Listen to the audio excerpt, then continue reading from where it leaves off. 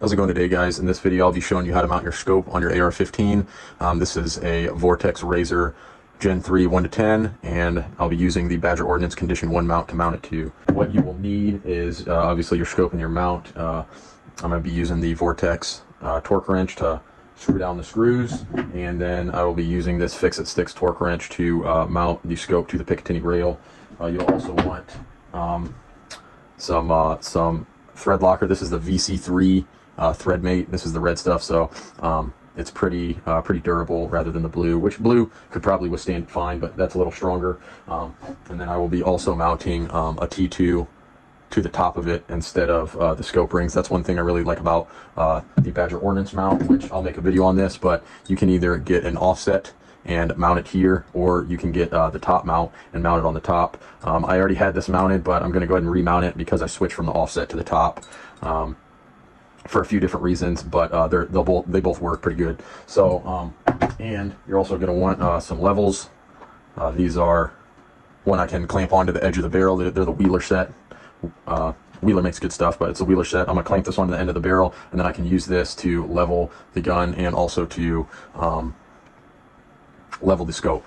So a few things before I get into that. Before you even get into mounting, one really important thing is figuring out your eye relief, where you want it mounted, and also your diopter or your focus lens. You want to figure out where you want this position, because this could possibly make you mount it, scoot it forward a little bit, forward or backward. So you want to make sure this is focused, because this is going to make sure your crosshair and your reticles are clear. So the easiest way to do that, if you have like a bright room with good lighting and a white wall, you can look at a wall when it's mounted on there, and then you're going to turn it, you're going to keep it at 10 magnification, or your highest magnification. You're going to keep it at, so for me it would be 10, so I'm going to turn it all the way to 10, and then I'm going to look at the wall, or you can look into the sky, just something that's really clear and plain, and then you're just going to turn this back and forth if you have it, and it's going to focus your reticle in and out. So pretty much you just want the clearest image possible, but you also want the least black around the scope right in there. When you're looking through it, you want the least black around your reticle. So that's really important. Before you find out where you want it positioned on your eye, for your eye relief, like temporarily mount your mount and then throw that on there. Nothing crazy, but just enough so it holds.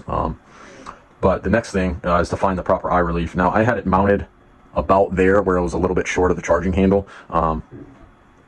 Now that kind of worked for me, but I'm going to move it back flush towards the charging handle. That's kind of a good rule of thumb. If the back is flush at the charging handle, or at the end of the receiver, about right there or somewhere in here. But it does depend on where your stock is, your stock placement. So mine's all the way out.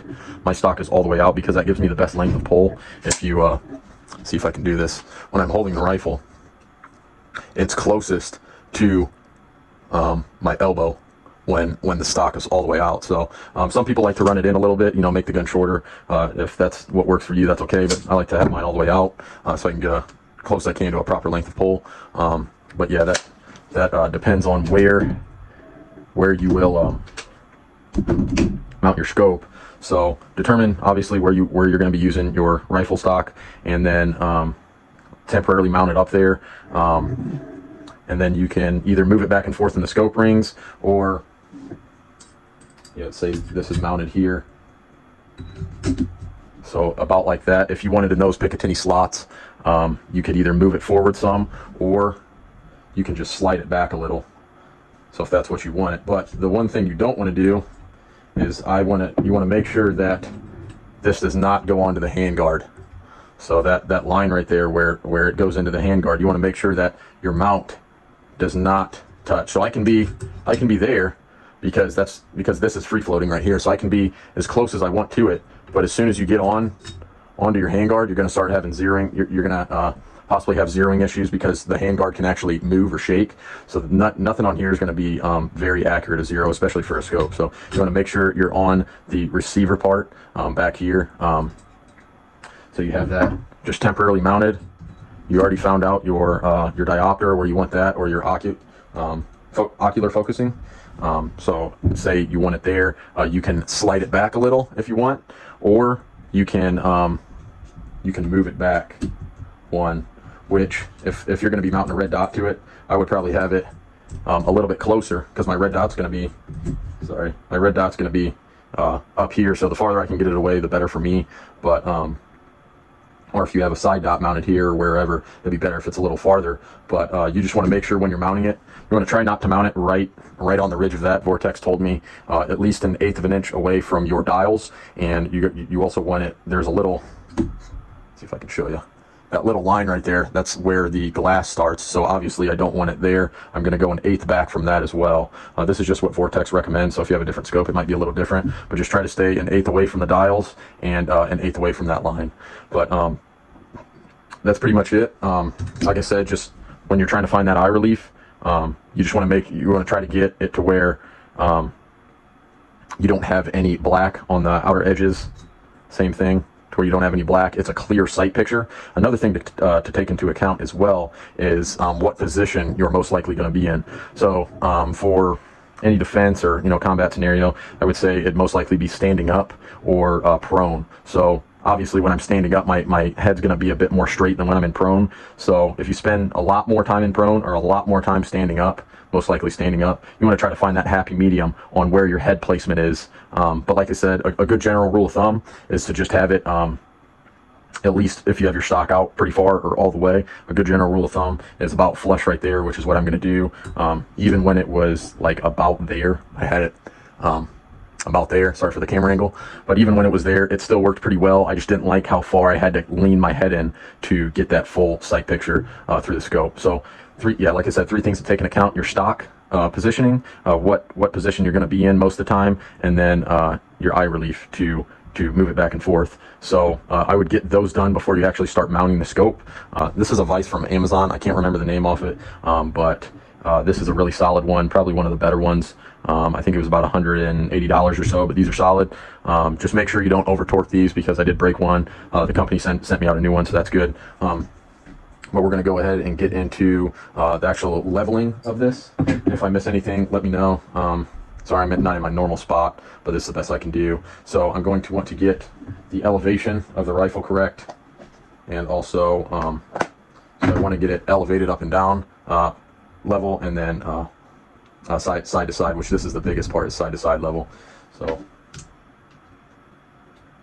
now the biggest process for this, and why I don't use the plumb bob method or the flashlight method, it's just hard to, especially for the plumb bob, it's hard to keep everything aligned or steady, and also having to keep that plumb bob, it's swaying back and forth and stuff. But the main thing you just want to make sure all throughout the process is that everything remains level. So right now I have the elevation up and down level, and then I'm going to get the back and forth level. So with this, I'm tightening on the back. I have that level. Now I'm going to switch and do the horizontal leveling. It level horizontally, and I have it level vertically. I'm going to go ahead and put on my barrel piece. If this doesn't work for you, you can clamp it to the muzzle device, but I'm able to just get it on the barrel. So I'm going to put this on there. This has some adjustments for up and down, and then you just want to get this level after you have the rifle level, so that you can tell if anything's out of line with either the gun or your scope. So I'm going to put this on there now. I level here, and then I have my level at the end of the barrel. I had to adjust this a little when I put that on there, so don't be afraid to make adjustments before you start the mounting process. But now that I know that both of these are level, I'm going to go ahead and put on my scope where I want it. So with it mounted right there, I'm able to get 1/8 of an inch off, and I'm also about flush with the back of here. So that's where I'm going to want the scope. I'm going to take that, make sure I'm still level, and that's where the scope's going to go. Just going to hand tighten those.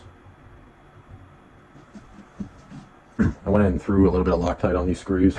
I'm going to go ahead and mount the base where I know that I want it. So this is where I want it specifically, and this mount goes to 65 inch-pounds. It has 65 on here. It doesn't click. But tighten this one, and then just go back and forth with the screws.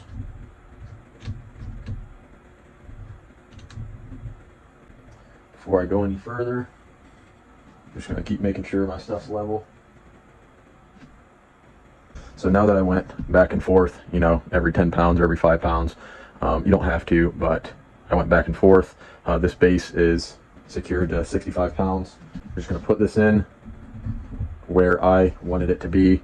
Remember, if you're doing a vortex, an 1/8 inch away from the dials and an 1/8 inch away from that mark. Now right there is just at the edge of the charging handle, so that's what's going to work for me. That's what I'm going to try out, see if it's a little bit better. But we're going to try that. So I'm just going to put the scope rings in right there. With this Loctite, you want to wait about 10 to 30 minutes. Let this sit on there. I had to move it forward a little bit because the T2 mount was the T2 was actually getting in the way of this turret cap, so I had to move it forward a little, which is no problem.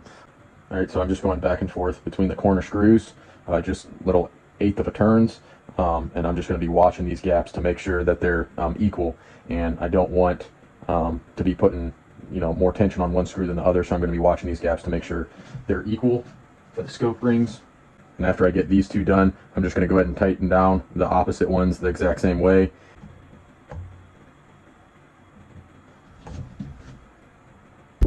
So now that I got these two, just snug and got the slack taken out of them, gaps are both the same. I'm going to go back and forth with these. Just take the slack out of the screw until I feel some resistance. Then I'm going to go an 1/8 inch or an 1/8 of a turn back and forth, watching that gap, making sure that gap is the same. All right, so I got this on there. I'm just going to go back and forth, same thing here to there. I actually had to get an extension bit because the T2, so I got some little Jimmy Rig frickin' Milwaukee bits on here. Still level there, and I'm still level here. Before I go ahead and tighten this down also, I'm going to be making sure that it's still lined up to where I want it. All right, I got the first two tightened up. These do use longer screws, so these were going down a lot deeper than the other. I'm not really sure that that's needed, but this base is a lot deeper, so I went and used those. But I'm gonna go ahead and tighten or get those snug up, these 3 and 4 screws. So I'll go ahead and do that. I'm just gonna take the slack out of them and then give a few turns. Take the slack out of those.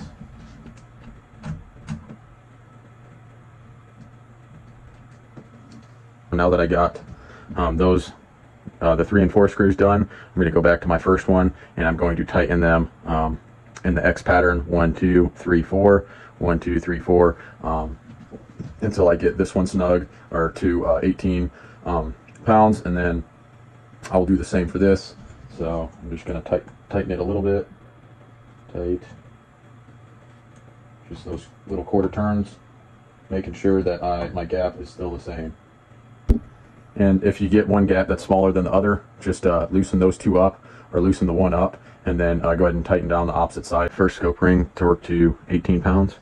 My levels are still level, and the back of my scope is still where I want it to be. So I'm going to move on here and go ahead and tighten it down in an X pattern until they get real snug to where it's starting to push this torque limiter. And once they get there, then I'll individually take them all to 18. I got both these torqued down to 18. My levels are still level, which it doesn't matter now because they're all torqued down.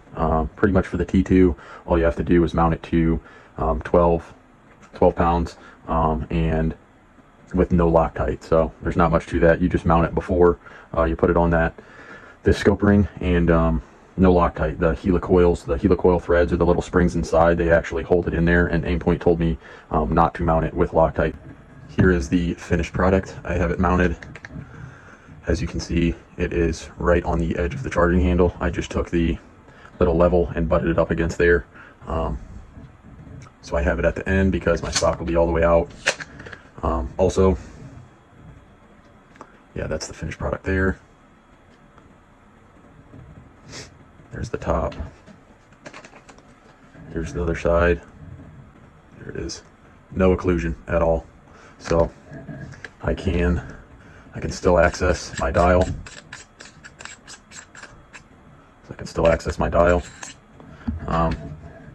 Everything on the side I can still touch. My dot there is clear. There's no problems with that. If I can get a closer view, there it is. So that's how it would look. There's nothing in the way of the dot. And with this, when it's on the shoulder, I wouldn't say it's really a cheek weld unless you're holding high stock. There's not much of a cheek weld for this being that tall. It's like maybe a slight touch of a chin, which is okay. But if you guys have any questions, feel free to comment down below. If you want to see more content like this, please leave a like and subscribe, and I'll be getting out as much content as I can. This is just what I was working on right now, and there's not a lot of content out there, so I went ahead and made a video for this mounting process. If you want to see anything more like this, leave a like and subscribe below. Thanks for watching. Bye.